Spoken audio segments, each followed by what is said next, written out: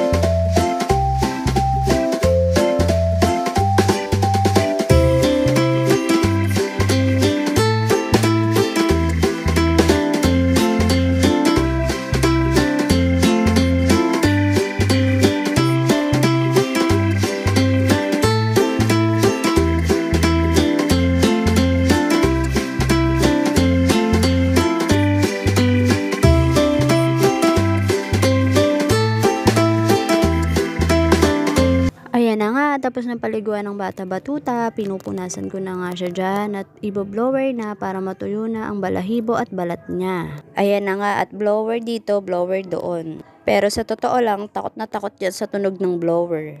Makita pa lang niya yan na nilalabas namin at alam niya ang gagamitin namin para sa kanya o kahit para sa buhok namin pag nagpapatuyo nga kami. Talagang tatakbo na siya at maghahanap ng tataguan. Lalabas lang siya pag hindi niya na nakikita yung blower, pag di niya na naririnig ito. Inumpisahan ko na nga siyang sprayan ng anti-tick and flea. At nakakatanggal nga din daw ito ng pangangati. Kadalasan kasi hindi natin sila makikitaan ng mga pulgas o garapata. Pero ang ipinagtataka natin, bakit sila kamot ng kamot? Kasi nga may mga itlog ang garapata na sobrang maliliit kaya hindi natin napapansin o makikita ang mga ito. Mapapansin nyo nga may panot na siya sa bandang likod kasi nga ginupitan ko. Dahil nga sa pagkakamot niya, nagsusugat na yung balat niya. Hindi nga pala siya nagpapahawak sa iba kasi nananakmal siya.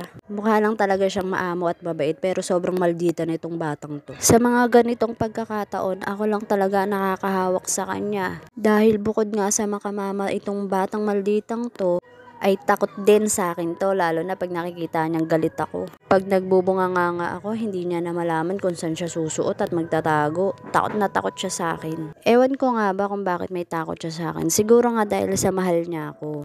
Kasi kung ate niya, pag nagalit, lumalaban siya. Sinasakmal niya talaga. Ikaw ba naman, bisitin ka araw-araw at mayat-maya ng ate mo, di mo aawayin? Syempre kahit ako, mananakmal ako eh. Ayan na nga at matatapos ko ng sprayan ang buong katawan niya. Para matigil na rin ang pagkakamot niya araw at gabi. Makikita natin ang resulta sa mga susunod na araw.